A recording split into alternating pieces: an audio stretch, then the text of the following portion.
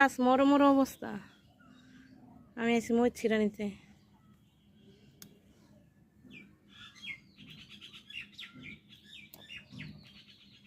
মরিচ ছিঁড়তে লাগে অনেক সাবধানে, দেখেন টান দিলাম আর দেখেন কি সর্বনষ্ট হইল। কতগুলি ফুলের লগে মরিচ গাছটা ছিঁড়া গেল গা। আফসোস, করার কিছু নাই, ক্যামেরা রাইখা ছিঁড়তে হইব। এই যে মরিচ ছিঁড়ছি, এখন ছিঁড়বো ধনিয়া পাতা। ধনিয়া পাতা বাড়তি হয়ে গেছে, বাড়তি হইলেও এগুলি দেশি ধনিয়া পাতা, অনেক সুন্দর ঘ্রাণ, ঘ্রাণ অনেক ভালো। বাজারের কিনা হাইব্রিডের থেকে ঘ্রাণ ভালো।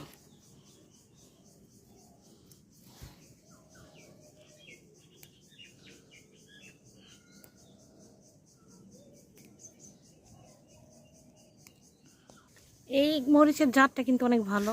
এটা হচ্ছে যে আমি মরিচ কিনে আনছিলাম, তো ওর মধ্যে এটা পাকনা মরিচ ছিল, ওইটা থেকে চারা তুলছিলাম অনেকগুলো। আর এইটার জাত ভালোই, অনেক মরিচ হয়েছে দেখেন মাশাআল্লাহ।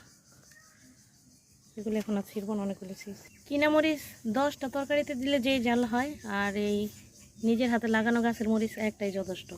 আর এটা গ্রান্ডও কিন্তু একদম অতুলনীয় স্বাদ। এখানেও ধন্যবাদ আছে, এখান থেকে নিয়ে যাব।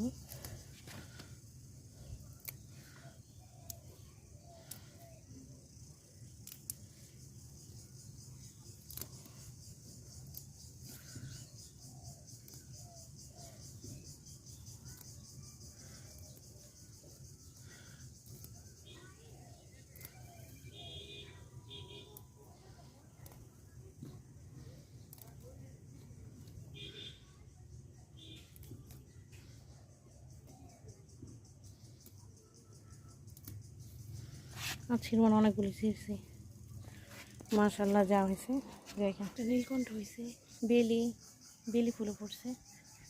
এই দেখেন পুদিনা, কিনা তো আমরা খাই ঠিক আছে, কিন্তু নিজের হাতে লাগানো গাছেরটা তো একদম অন্যরকম স্বাদ। ঘাসগুলি সরাই দিই। ওরে বাবা, এগুলি এরকম ঘাস। গিমা দেখেন মাশাআল্লাহ, কি সুন্দর গিমা হয়েছে দেখেন। এই ঘাস অনেক শক্ত, আমার টাইগার মুরগি থাকলে এই ঘাস আও।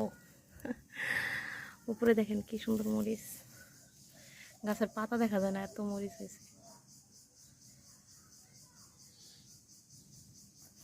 পুদিনা গাছ হয় কি একটু লাড়া খাইলে এমন সুন্দর ঘ্রাণ বের হইতেছে। সব গাছ তুলতে পারলাম না, এটা আমি পরে আবার আইসা তুলবো। কয়টা মাত্র তুললে একটু পরিষ্কার করে দিলাম। এই যে আবারও টমেটো চারা হয়ে গেছে।